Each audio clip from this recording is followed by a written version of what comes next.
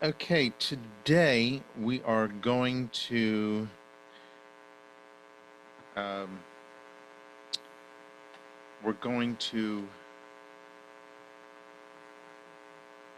I'm sorry, dispensation. No, we did dispensations. Dispensations we did. Okay, I'll get you the video on that. It might have been on a, I don't know. We'll figure it out. Yeah, no, dispensations we did. We're looking. Yeah, we're especially looking at the French Revolution.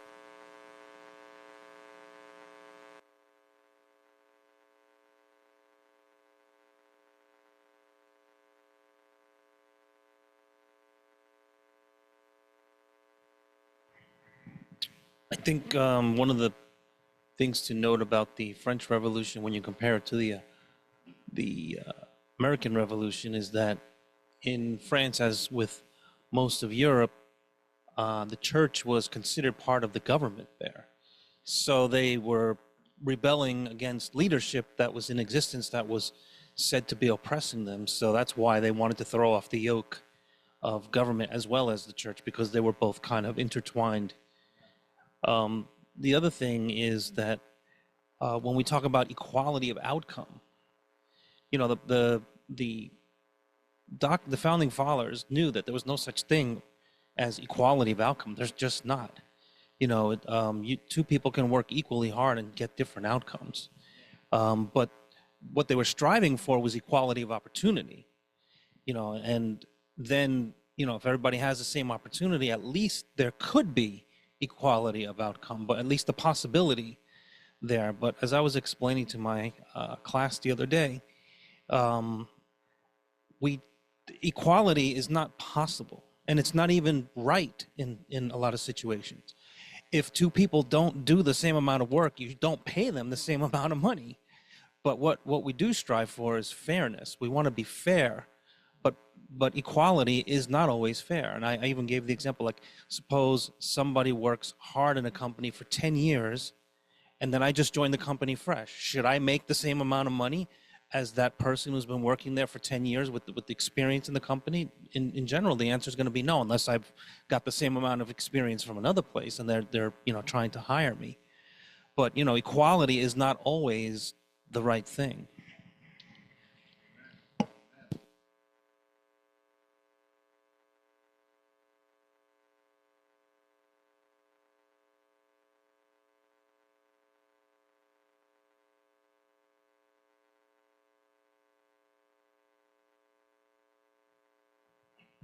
Okay, Brother Joe, would you do the honors? Change of the values.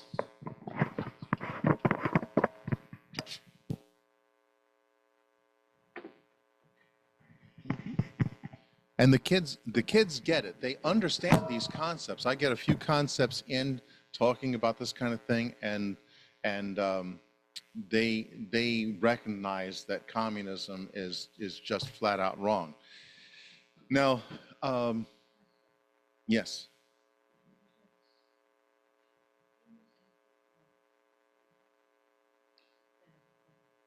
right. She doesn't have a microphone. They use the word equity as opposed to equality, and equity meaning you have an equal share in everything. So it's like the kids, when they don't have something, they say, "Hey, so and so's not sharing." Well, that same mentality goes into adulthood. Brother Tone. Yeah, today one of our candidates, Mandami, Yeah. uh, used a different word to represent equity. He says affordability. Yes, So affordability. Again, make it all the same. yeah, it's a Yeah. play of words. That's what the devil says. Did it God really say? It changed the Yeah. it changed the word and the meaning. But I just want to recall that in the Bible we learn about a capitalistic story where a landowner during harvest hired people. Now it's contractual. They agreed on a Each one for a penny, yeah, whether they work the whole day or not. correct. And then and then because the harvest is requires a little bit more effort, he again offered to hire others that were out of work with the same amount. But towards the end, yeah, so we have to make some contingencies on what the situation is, and it's really between the capitalist and the, the employee. Yeah. So if what is their agreement, and if you sign in the agreement, you abide by that, and you cannot say, well, that's not fair. You know, because you sign a contract, the penny is the same, but the one that served later was required to do probably more output because it's late, and they have to work double, and that's the price that the capitalist was willing to pay, and they agreed. Yeah. Yeah. Now, what I want to do is I want to talk about how this translates down into our modern society. I'm going to talk a little bit about existentialism, God's plan, and identity politics. Identity politics is going to be it comes from that French and communistic idea of equal outcome. Why am I talking about existentialism? The reason why is because I had to prepare something for the teenagers. So I'm in the middle of meeting with the teenagers, and I'm going through some, various concepts. And one of the kids says, "Is that existentialism?" This is what I got to deal with. Okay. So I was able to point out the book of Ecclesiastes. So I've got to do a presentation on this sooner or later. But I think these two competing philosophies of identity politics and existentialism, as I'm going to explain it, is what we're dealing with today. What I will regularly do, and you've seen me use this illustration before, and I'll take it one step further now. I will say to people, what do you see here on the screen? Now, a lot of people, as I'm drawing the dots on there, they'll say that they see a circle, okay? I had somebody else one time was a little bit more creative, and what they saw was an octagon, because there's 8 points there, okay? And I'll say, no, there's dots. There are 8 dots. Okay. This has to do with the idea of meaning. We make things mean what we want them to mean. That's what an existentialist says. An existentialist says, no, there's 5 dots, and we can make it mean whatever we want to.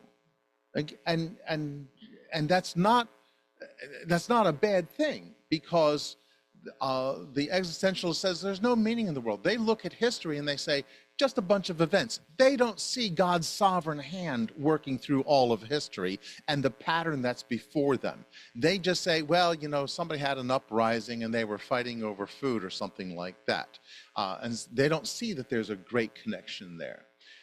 So where I talk about this being either a circle or whatever, when we add on this aspect of existentialism, they will say that they see they will impose meaning on that. So if you've got some rough times in life and you say, gee, what's the purpose? Why am I going through this?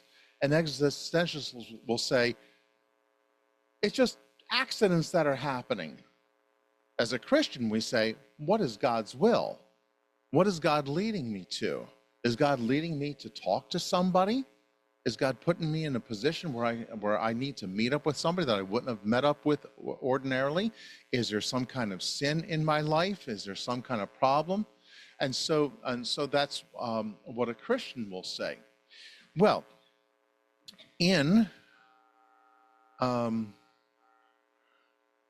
when we look at this idea of making our own meaning, we as Christians will go to Ecclesiastes and chapter 12.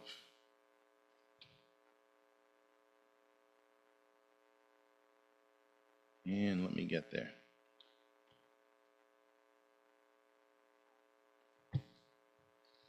We go to the end of Ecclesiastes. And with these thin pages, I will get there sometime. In Ecclesiastes chapter 12, I should say in the whole book of Ecclesiastes, you have Solomon who is fretting about how everything is vanity. There's no meaning in life. There's no meaning in art. There's no meaning in politics. It's just stuff that happens. And there's no rhyme or reason to it. There's no purpose behind it. It's unfulfilling. And so Solomon is explaining he's explaining a very existentialist concept. Under the sun, stuff happens. But if you are a believer, he ends the book with the final meaning. He says in Ecclesiastes 12:13, let us hear the conclusion of the whole matter. After all of this vanity and things going on and not being able to figure it out, here's the meaning that we should take out of it. Fear God and keep his commandments, for this is the whole duty of man. For God shall bring every work into judgment. He'll impose the meaning with every secret thing, whether it be good or whether it be evil. Okay, so now we have this idea, and normally I would just preach Ecclesiastes, but because I got to explain this to the kids, I've got to be able to say, yes, you've got this existentialism here, and it majors on being authentic, that you are true to your own self. Now, speaking as a Christian, we are true to our own self before God. And so that's what I'll have to take to them. Identity politics is a very different animal, though, because in identity politics, they see that your identity is socially constructed, that the self is not shaped by us being authentic. They think of the self as being shaped by culture, language, environment, and power structures. We call it authentic choice. They think of it things that you're not, true to yourself. You're not making your own meaning before God. That society is imposing their constructs onto you. So where society thinks of people as male and female, well, now they don't do that anymore because they have a new social construct. They say, no, we want to break the social constructs, adopt our new definitions for being male and female. They see that we are not freely choosing, but we are a cultural product. So this is what's going on. That is the same thing as what was going on in the French Revolution.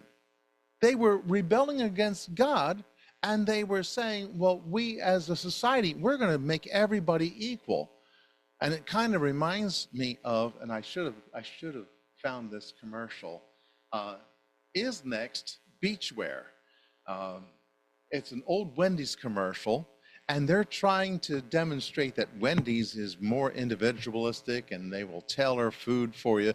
And so their shtick was to have this Russian communist fashion show. And so this one lady comes out and she's got on this plain dress, that's for a worker.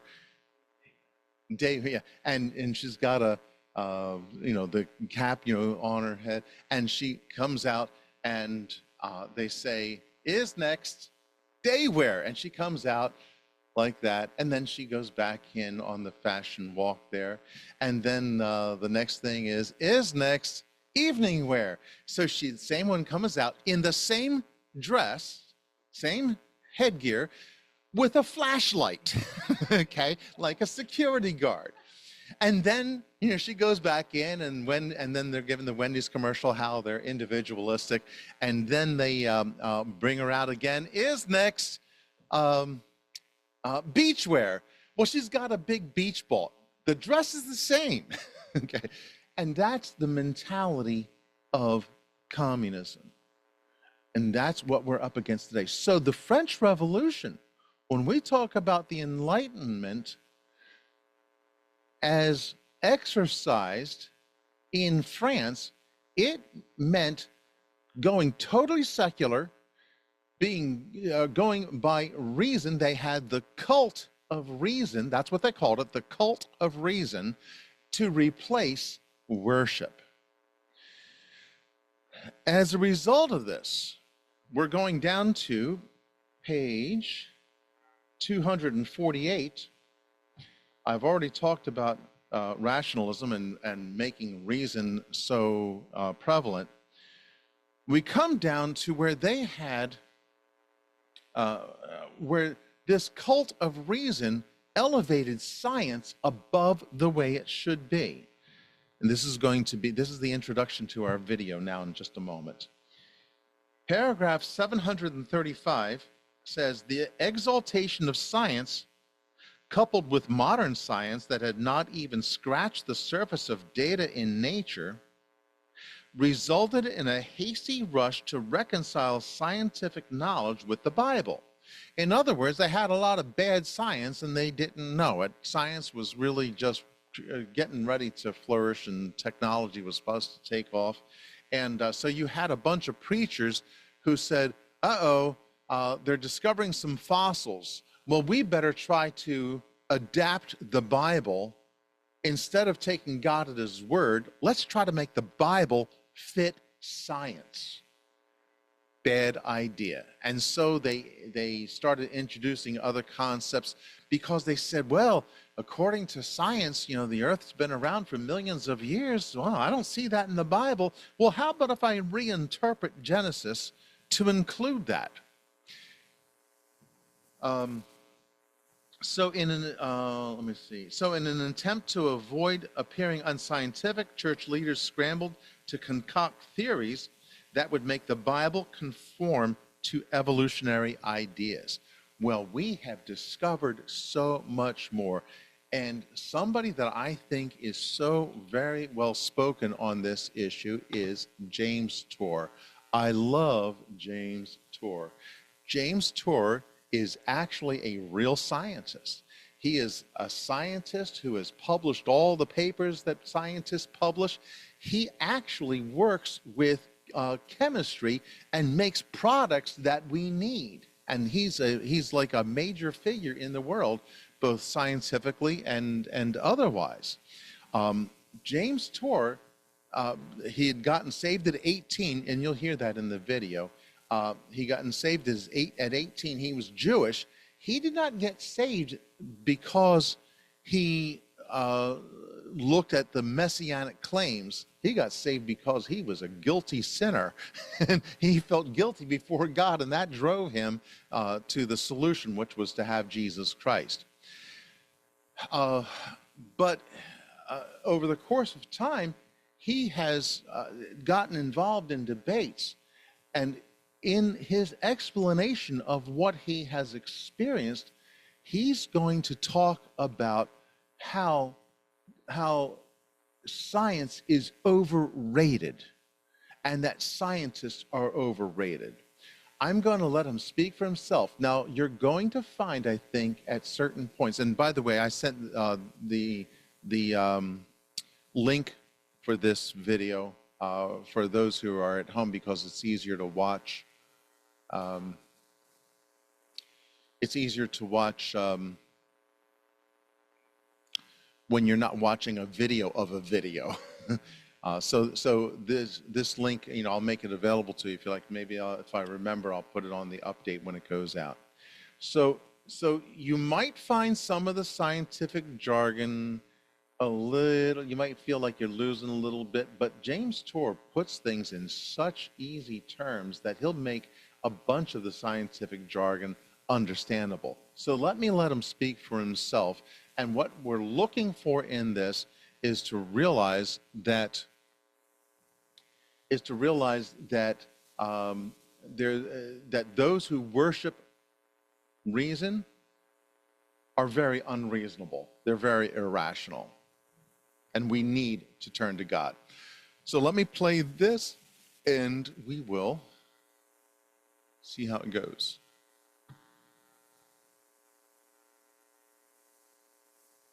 The one term that... Uh-oh.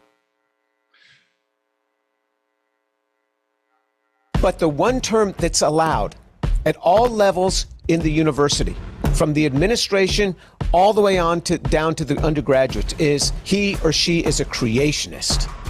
And they'll label you with that, and that's the thing that they will dismiss you with. Well, how about you take on this creationist, and we will not talk about creation, we will not talk about God, we will just talk about the science. Would you like to go toe-to-toe, put this word creationist aside, and let's see what you can do? Dr. Tour, I'm so excited to have you on today. And what really made me reach out to you was this moment where you said, I will take down all of my content on my YouTube channel if you, other scientists writing articles in relevant topics, can actually answer these questions. And I'm going to give all 10 of you a chance to answer 5 essential questions that need to be answered for Origin of Life to be solved. What are these 5 questions? Well, they're the same 5 questions that I put up on a recent debate that some YouTubers have said have already been solved. Show me the prebiotic chemistry that would do this coupling. I want to get into that challenge, but I want to back up a little bit first. People who actually value evidence objectively, I don't see how they could look at the work that you're doing and not at least pause and consider it. Can you tell me essentially what it is that you're doing? And what is the research that you're doing around Origin of Life? Can you just give me like a broad overview of what it is? And most importantly, because I know we're going to get into the weeds here, what is the significance of this? What are the stakes with what you're doing here? What I do is I critique Origin of Life research, but I make molecules for a living. I'm a trained organic chemist, and I've been a professor now for 35 years as a professor. I make a lot of complex organic molecules, and so I know what molecules do. And I'm not unique. There's lots of people like me that make molecules, and when you make molecules for a long time, you know what molecules do and what they don't do.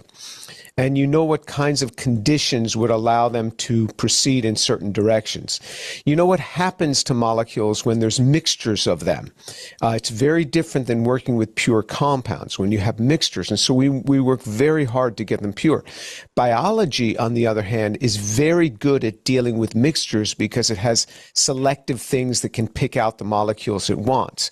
So, for example, if you take 10 supplements in the morning with your vitamins, and you swallow them all within 10 seconds, your body knows what to do with each of those components, and it has no problem with it. You do that in chemistry. You mix 10 different compounds together and try to do some chemistry. It's a mess. It's just an utter mess. And so it doesn't know how to deal with those. So I make molecules for a living. I have a very large research group here at Rice University. This allows me to see and to analyze and to critique and to understand.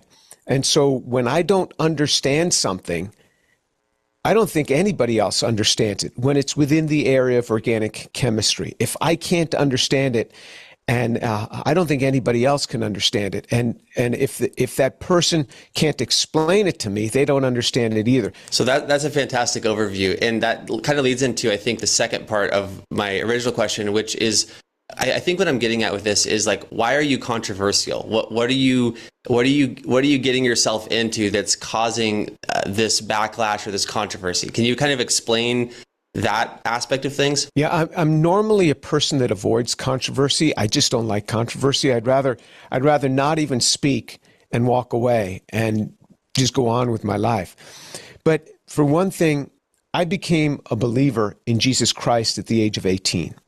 And I have read the Bible meditatively, slowly, pensively for 45 years every day. I'm saying every day for 45 years. I read it from Genesis chapter 1, verse 1 through Revelation chapter 22, and when I'm done, I start again.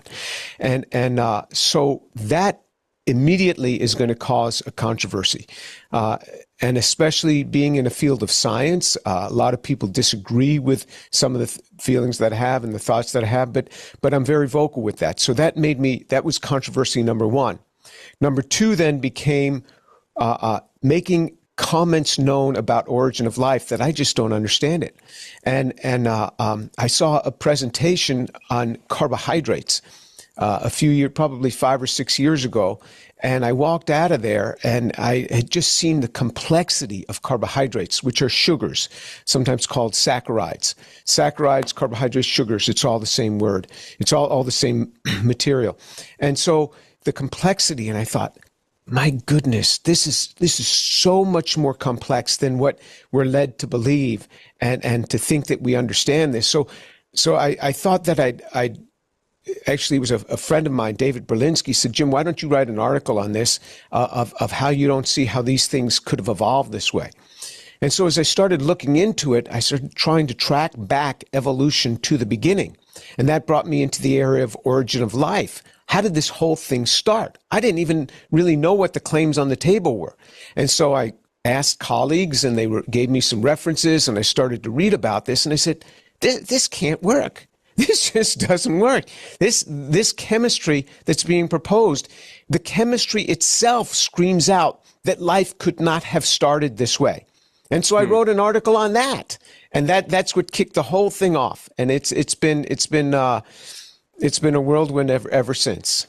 So on that note, I think one thing that I've noticed since I started this channel and have been engaging with people kind of across the aisle and really from like an atheistic, naturalistic perspective, is that it seems like very often I find them saying, oh, these people don't even understand evolution. They just don't understand evolution. And I always wonder, is it that, for example, like I recently posted a video actually with Stephen Meyer and Michael Behe and a couple other people. And they're, from my perspective, again, I'm not a expert in this by any means, but I'm listening to it and it sounds like what my understanding of evolution is. But for some reason, I feel like you get this dismissive, like hand waving, dismissive posture. Like these people this is pseudoscience and they just simply don't understand evolution. One of the thoughts that I have is that I wanted to ask you is, can you give us a basic definition of evolution? And like you said, as you kind of worked backwards down to the origin of life, I think what I want to ask, so yeah, definition of evolution, and then how does this topic of origin of life intersect with that, but kind of the way I see it is almost go beneath it or before it, or I don't know. Help me out here. So evolution in a very short sense is going from simple to more complex. And going from a simple cell to more complex cell, going from a simple organism to a more complex organism, and the changes that occur from one change to another that would allow that, studying the details of what would allow that. That's not actually the topic that I ever really address publicly. But let me just get back. I'm going to come back to your question. I just want to touch on something else you said, because you said that they are dismissive. This is the excuse to dismiss people. It's very hard, though, for them to dismiss me. They'll try to dismiss Stephen Meyer, even though the guy is frighteningly smart and he knows a lot. They'll dismiss him because he's not a real researcher. They'll dismiss Michael Behe because he just doesn't publish that much. He's not a well-published person in the area of the sciences as far as some of the people that would like to dismiss him. Although he does publish, it's not to the extent that they would like. It's very hard for them to summarily dismiss me. Because we have analytics, we have ways of measuring impact of people in the sciences, and it's I mean, to put it simply, it's something called an H index, which it's not just number of publications, not just how many times people have cited you. It's what is the impact of your work across a large body, and generally there's. Generally, everybody who would like to dismiss me, their H index is much, much lower than mine. So it's hard for them to dismiss me. We've published a lot of papers. I've published a lot of papers in my career, 2, 3, 4 times more papers than anybody who would like to dismiss me. So it's hard for them to dismiss me, which makes it a much harder thing for them to ignore me when I'm saying, hey guys, I don't understand this. How about explaining this to me? Let's take it one step at a time. How would you do this? And so now, getting back to your other question, the evolution was from simple to more complex, or simple changing in some ways deleterious, some ways better, getting eventually to more complex. So going from a single cell organism to a human being, that is the two ends of evolution in a sense. But more fundamentally then is before evolution can even start, you have to have that first cell, which is an entity, which is what's called a lipid bilayer. It's like a sac. And inside of that, although the sac is extremely complex, it's not just like a burlap bag or something, it's extremely complex. And then you have all the inner workings of that. Nobody has ever made a cell in the laboratory. Nobody has even taken all the components of a cell. So if you just take a living cell, you deconstruct it into its fundamental pieces and try to put that thing back together again. Nobody's ever done that. Nobody's ever even come close, and nobody even has an idea on how to do it.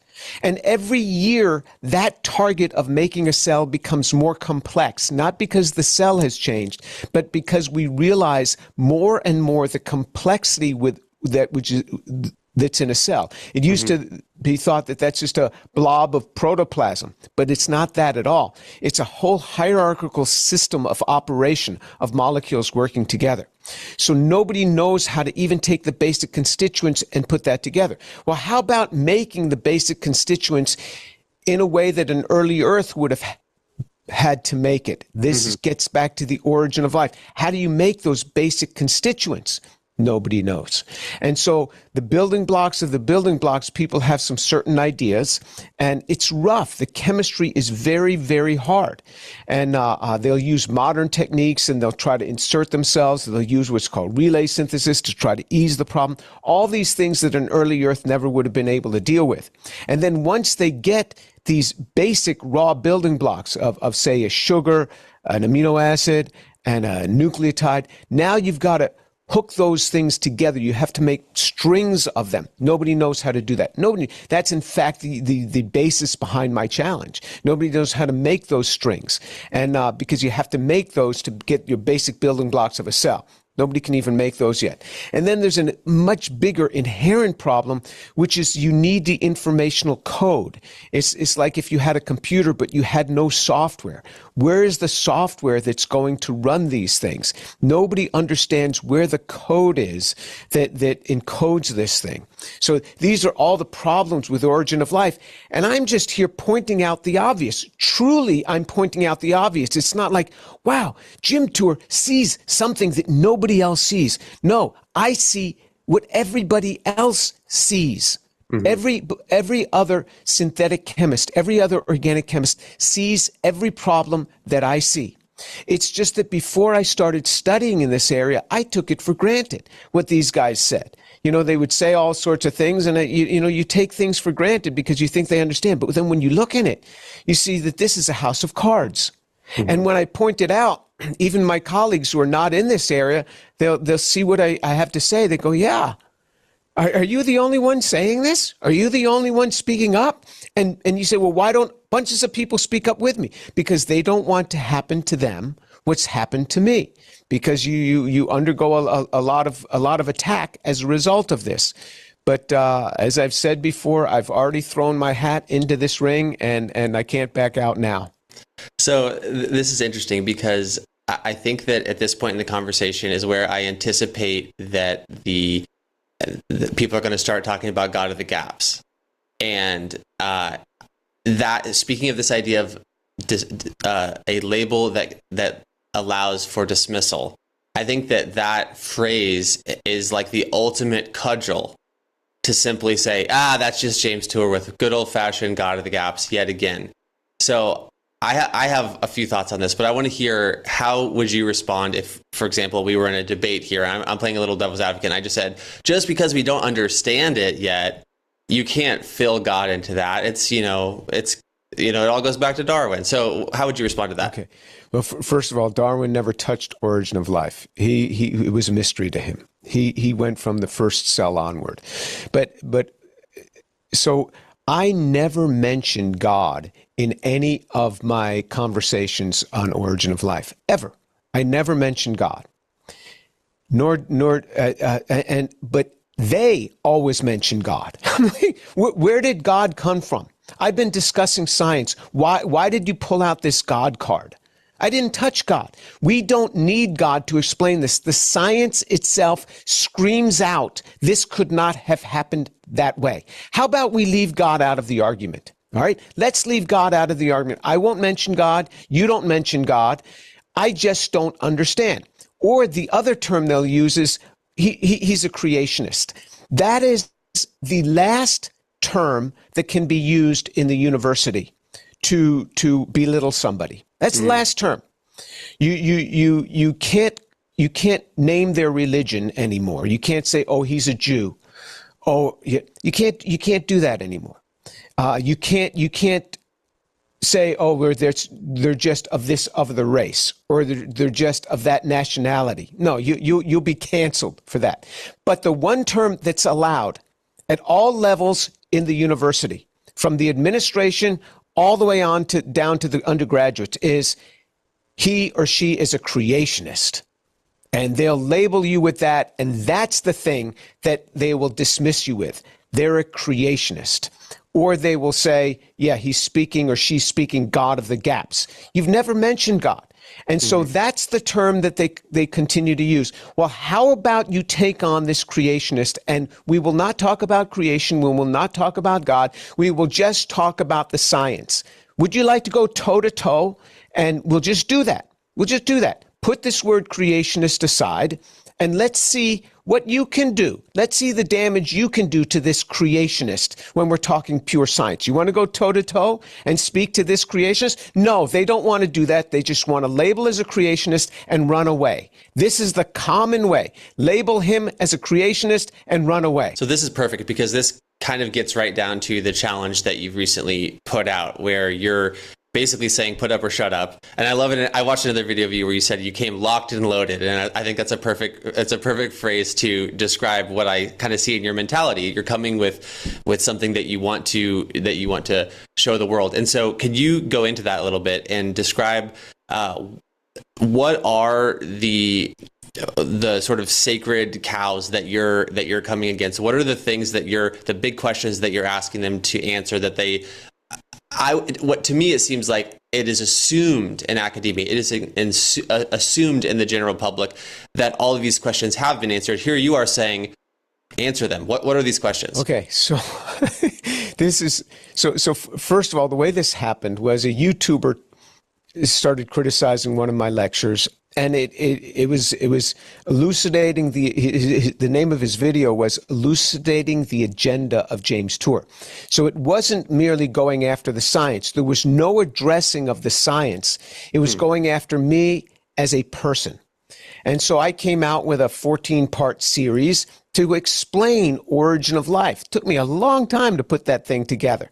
And it's not for the faint of heart to try to get through that thing. It's long. It's like 10 hours of videos, and it goes through the science where I try to explain it from the undergraduate level on forward.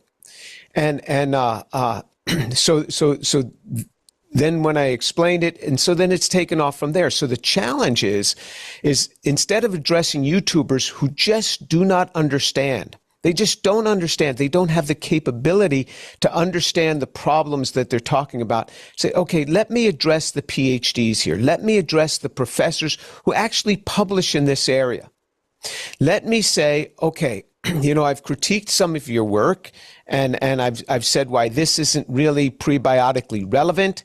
You changed these conditions, you modified these conditions, you did a relay synthesis where you didn't build that up from the beginning. You built a little bit, and then you took from nature, and then you built a little bit, and you took from nature. And so it was cheating all the way to say, okay, what are the problems? What would you have to do to solve this problem of life?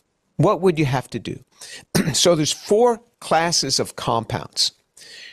There's the amino acids, which are the building blocks of your polypeptides or proteins or enzymes, all the same thing. It's hooking amino acids together. Then the next major class is you have the nucleic acids. Those are the constituents of DNA and RNA. So you have to polymerize, you have to hook those together to make DNA or RNA. And then you have the sugars, saccharides, or carbohydrates, all the same thing. And then you have to hook those together. Those are actually the most complex of all of the 3 that I've mentioned. Then the 4th class are the lipids. The lipids are what are called sometimes fatty acids. And these are the things, excuse me, that primarily make up the outer shell of a cell. If you had a bacterium, they make up that outer shell, the part of the constituency of that. If you had a eukaryotic cell, which is more like a human cell, then it makes not just the outer section, but it would be the outer section also of the nucleus, and another outer section of, say, a mitochondria, whereas a bacterium is a little bit more simple. It just has the one layer. So you have those 4 classes of compounds. I say, okay, I'll give you the lipids, and I'll give you all the basic building blocks. I'll give you all the amino acids, I'll give you all the sugars, and I'll give you the nucleic acids, which is huge, huge. To give them that is an enormous concession that people have spent 50 years trying to make these things, and they only can make them very poorly, never as clean as you're going to need for life. But I'll give you those. Just hook these together. Now, I've asked 5 questions. Those are not the 5 questions. Those are 5 of 5,000 that I could have asked. They're really 5 of 5,000, but they're some of the most basic. And they're not the hardest questions. They're some of the most basic. They're not the hardest. I have a whole list of other harder questions. And so how would you hook the amino acids together to make the polypeptides, which are these molecules that are all the proteins and all the vast majority of enzymes. Enzymes are the little molecular machines that construct us. So, you eat ham and eggs this morning, and how is that a part of your body this afternoon? How did that happen? Well, enzymes broke down those structures and rebuilt them as part of your body. So the second class is, if you had nucleic acids, which I'll give to you, how do you make that into RNA? Because there's a whole hypothesis that's been around since the 1960s called the RNA world hypothesis. And they have all of these scenarios that RNA formed first. And what I show on this video is, if you happened to somehow get a string of nucleic acids hooked together, which I'm going to ask you to say, can you hook these together in the form that is needed to act as RNA? And the answer is no, they can't. But even if you had that, you only have about 4 hours to deal with it. So in other words, to hook it all together, it had to be totally pure. You couldn't have any other amino acids around. You couldn't have any other of these compounds around. Then it had to polymer. You only have about 4 hours. So this idea that well, you had billions of years, that's billions of years of trouble. Because if something happened to form the right way, you've only got 4 hours. If you had a protein that happened to form, you only have about 13 days and the thing is gone. So that's the problem.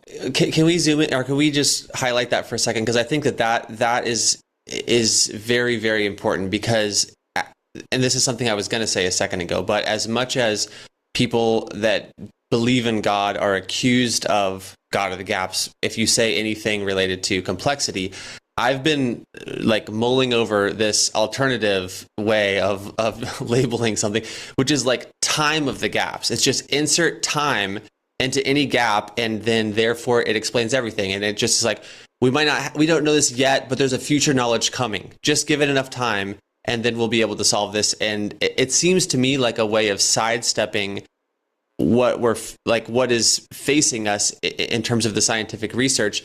But what you said, I think, is even more significant, because you're saying that this is not a matter of, if you stretch out time longer, that actually solves the core problem here. Is that right? Because can you just kind of repeat that again or highlight that for me? You're saying that go ahead. Time is your enemy. Time does not help you. It hurts you. Because the times that you have for the use of these molecules is very, very short. In the case of RNA, which is the primary hypothesis on how life might have started, you have no time. You have no time. You only have hours in order to use this. Hours. That's a big, big problem. How do people respond to that? Like, what would someone that you're butting up against say in response to that? You know what they say?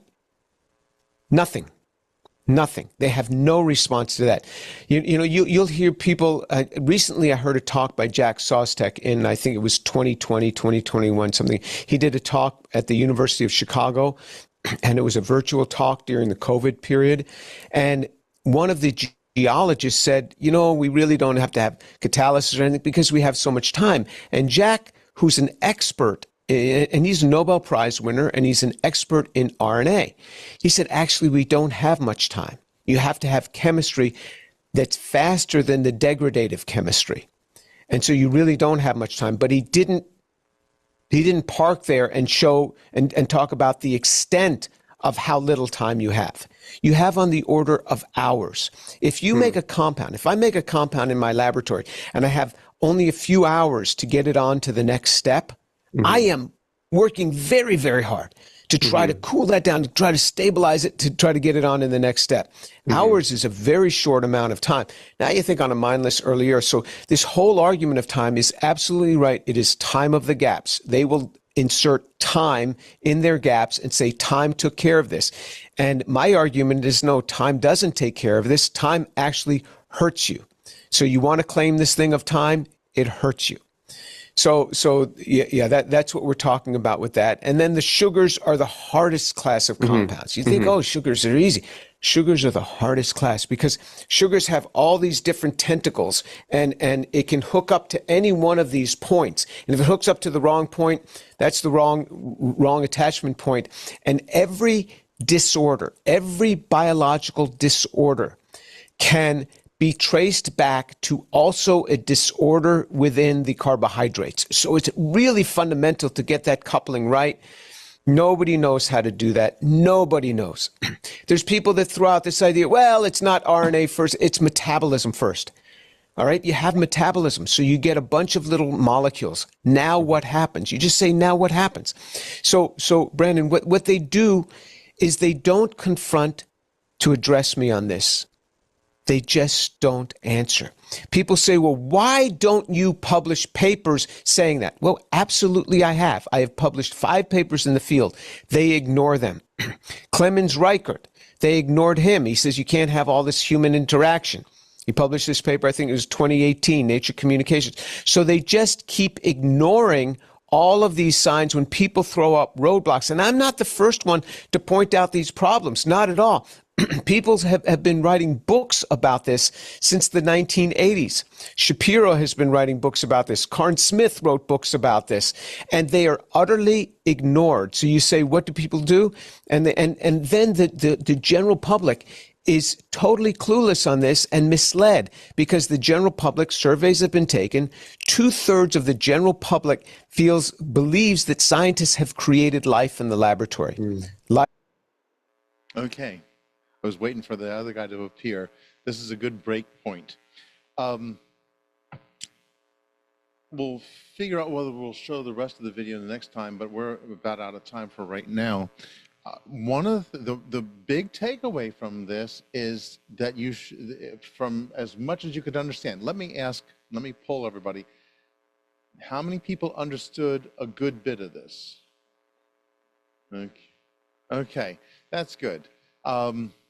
That's helpful because he's a real scientist.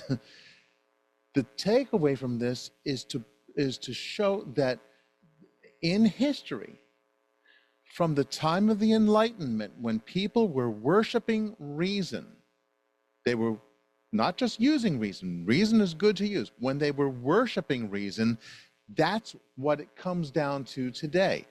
In his testimony here, he's really showing how how unreasonable, how irrational that the scientists of his caliber are, and how they avoid everything. And from what he showed, I thought this is extremely good. So when somebody says, oh, well, over millions of years, things could happen, that's a demonstration that they absolutely know nothing. They are totally ignorant if they're going to appeal to that. And what they're doing is they're appealing to a philosophical presumption and hoping that you'll be fearful because you're not a scientist. So you keep James Tour in mind, and when somebody says that to you, say, I got some videos I'd like you to check out. Okay. So you have these qualified people. TOUR, like a tourist. You're going to take a tour. Okay, now, this becomes an issue of, in fact, go over to page 250 and paragraph 247. The end result of such criticism was to demystify the Bible, a euphemism for denying the inerrancy of the Bible. 2 Peter 3:14 says, wherefore, beloved, seeing that you look for such things, be diligent that ye may be found of him in peace, without spot and blameless. And account that the long suffering of our Lord is salvation, even as our beloved brother Paul also, according to the wisdom given unto him, hath written unto you, as also in all his epistles, speaking in them of these things, in which some things hard to be understood, which they that are unlearned and unstable rest, as they do also other scriptures unto their own destruction. What they are doing is basing their faith on their doubts. They base their faith on skepticism. Because they are skeptical, they have no faith. Their beliefs are based on doubting. No, we want to base our faith on evidence. We want to be able to take real reason and apply it. Okay, so it ends up with paragraph 749. I'm just going to summarize this paragraph, that out of Germany, and this fed Hitler and his philosophies, this scientific aspect of doubt and skepticism is what fueled that whole era. We, in our fundamentalism, have responded to that, and that's what we'll be seeing later on. Okay, so so that really should give us an idea of how all of our modern church movements were affected by either going back to the Bible or abandoning the Bible and taking on science. Let me ask if there are any questions or any thoughts that anybody would like to share. Brother Tone, a microphone for Brother Tone, yes. And that's why it's futile. If it's futile, like Satan trying to be like God, Yeah. which is impossible. And, Yes. why can't they not just take a cue from King David and memorize Psalm 139? Yes. How about Psalm 119? Yes. Yeah. So how Christians or former believers can turn into believing that they can no longer believe God is something in itself. Your question again, how do believers...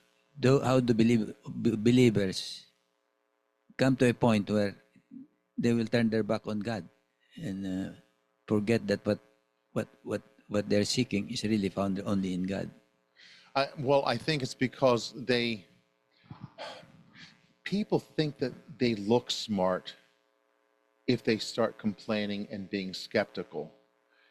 It's one thing to ask all kinds of nonsensical questions and you look like, oh, you must be pretty smart to think those questions up. No, what they're doing is they're showing their stupidity.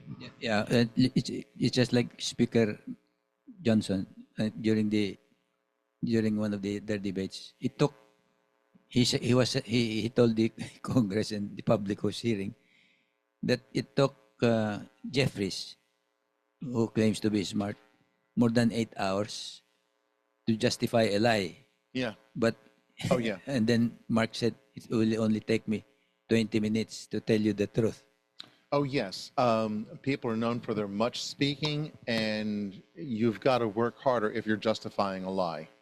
And by having all these studies, that's what it takes to justify a lie. You got to cover yourself and cover yourself. Yeah. Hey, same thing happens in theology with something like Calvinism.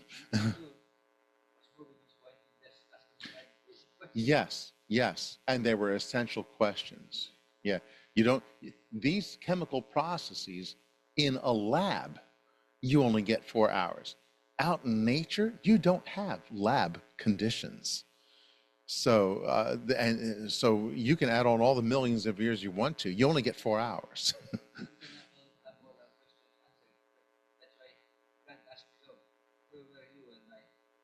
Yeah. You should be saying this into the microphone. Yeah, Job was asked by God, "Where were you when I did all these things, and when these things were all created?"